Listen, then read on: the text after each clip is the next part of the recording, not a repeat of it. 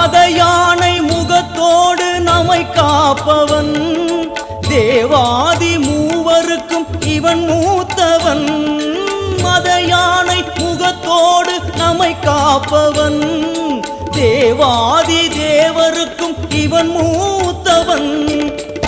ஆனந்த பவனத்தில் அருள்கின்றவன், ஆனந்த பவனத்தில் அருள்கின்றவன். அசைகின்ற துதி கையில் வரம் இறைப்பவன், அசைகின்ற துதி கையில் வரம் இறைப்பவன்.